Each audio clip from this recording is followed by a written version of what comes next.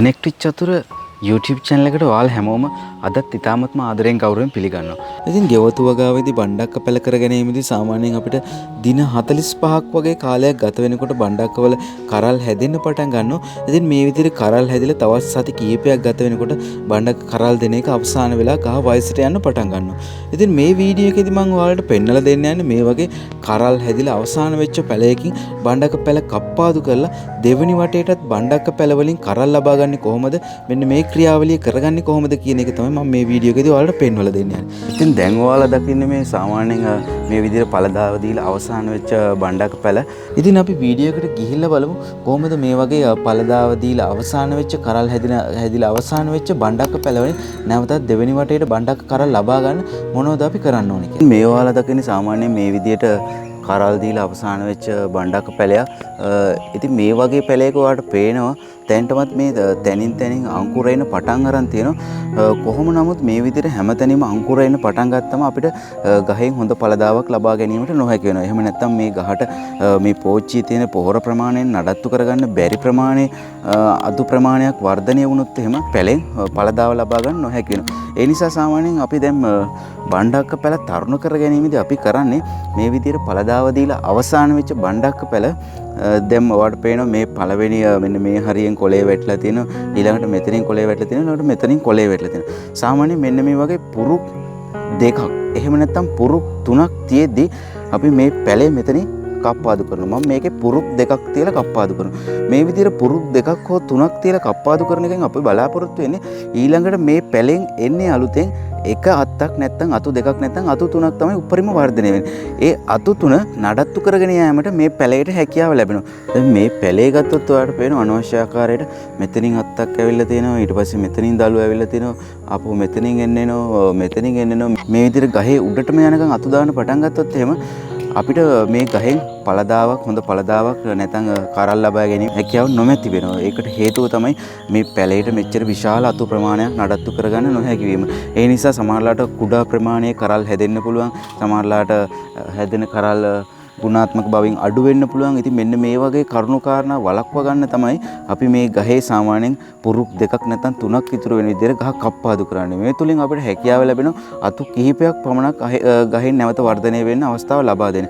ඒ තුලින් අපිට පුළුවන්කම දෙන හොඳ ගුණාත්මක පළදාවක් ලබා ගැනීමේ හැකියාව ලැබෙනවා. ඉතින් මෙන්න මේ ගහෙත් මම මේ විදිහට මෙතනින් කප්පාදු කරලා ඉවත් කරලා දානවා. මේ පැලෙත් මේ විදිහට මෙතනින් කප්පාදු කරනවා.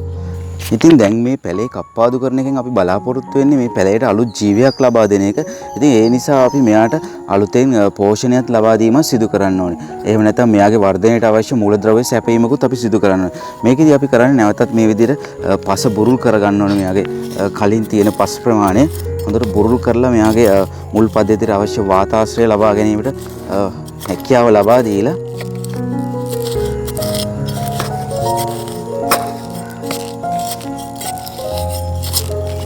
මේ පස් බුරුල් කරන එකෙන් කිරි මුල් වර්ධනය වීම සිදු වෙනවා. මේ විදිහට බුරුල් කරනකොට එයාගේ මුල් කැපිලා යනවා. අපට පේනවා මේ තියෙන කැපිලි ඉවත් යන මුල් මේ විදිහට මුල් කැපිලි ඉවත් වෙලා ගියාට පස්සේ එයාගේ කිරි මුල් වර්ධනය වීම සිදු වෙනවා. මේ වර්ධනය වෙන කිරි මුල් තුලින් තමයි නැවතත් ඊළඟට පෝෂණය උරා ගැනීම පටන් ගන්නෙ.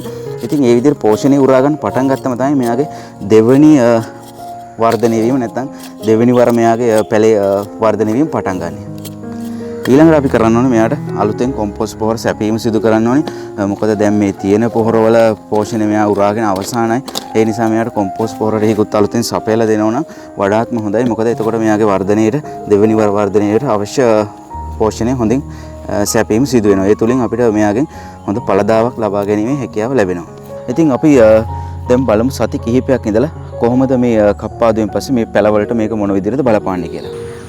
ඉතින් මේ ඔයාලා දකින්නේ දැන් අපි කප්පාදු කරපු බණ්ඩක්ක පැලයක් දවස් 7කට පස්සේ ස්වභාවය.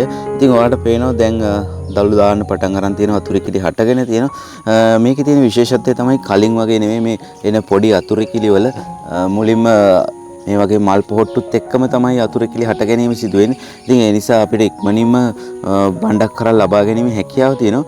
මේ අවස්ථාවේදී ඔයා කරන්න ඕන දෙයක් තමයි ඔයාලට පේනවා දැන් මේ ගහ ගත්තොත් එහෙම මේ යටින් තුත් මේ වගේ පොඩි අතුරුකිලි ඇවිල්ලා තියෙනවා. මෙහෙන් අතුරුකිලි ඇවිල්ලා තියෙනවා.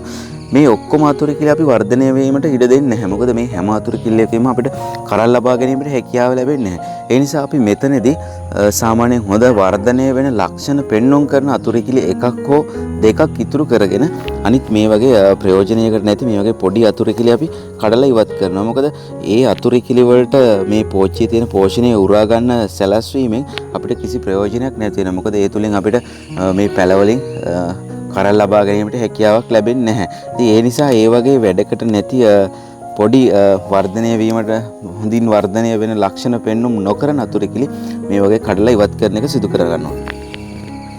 ඉතින් ඒ වගේම තමයි මේ අවස්ථාවේදී ඔබ සාමාන්‍යයෙන් දින 7කට වරක් නැත්නම් දින 10කට වරක් වගේ කොම්පෝස්ට් පොහොර ටිකක් පැලේට එකතු කරගෙන යන්න පුළුවන් නම් වඩාත් සුදුසුයි. මොකද දැන් මේකේ මේ පොහොර මේ තිබුණු පැකට් එකේ තිබුණු පොහොර දැන්ට අවශෝෂණය කරගෙන බොහෝසේ අවශෝෂණය කරගෙන අවසානයේ අපි කප්පාදු කරන අවස්ථාවේදී එකතු කරපු පොහොර ටික විතරයි මේකේ තියෙන්නේ. ඉතින් ඒකට හින්දා අපි මේකට වරින් වර කොම්පෝස්ට් පොහොර ටිකක් එකතු කරොත් තමයි අපිට හොඳ අස්වැන්නක් ලබා ගැනීම හැකියාව ලැබෙන්නේ.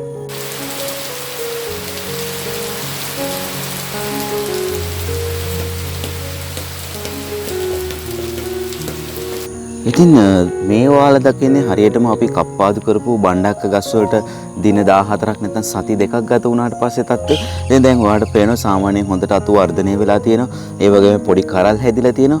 ඉතින් මේකේ තියෙන විශේෂත්වය තමයි මේ තියෙන දැන් දවස් 14ක් වගේ ගත වෙනකොට පොඩි ප්‍රමාණයක කරල් හැදිලා තියෙනවා අපිට අපි කප්පාදු කරපු අතු වලින්. ඉතින් කලින් වගේ අපිට දින 45ක් නැත්නම් සති ගණන් බලන් ඉන්න අවශ්‍ය වෙන්නේ නැහැ. මුලින්ම එන අතුරු කිල්ලේ මලුත් එක්කම තමයි මේ අතුරු කිලි හට ගැනීම සිදු වෙන්නේ. ඉතින් පළමු වර එන කරල් ප්‍රමාණය සාමාන්‍යයෙන් කුඩා ප්‍රමාණයට හටගන්නේ.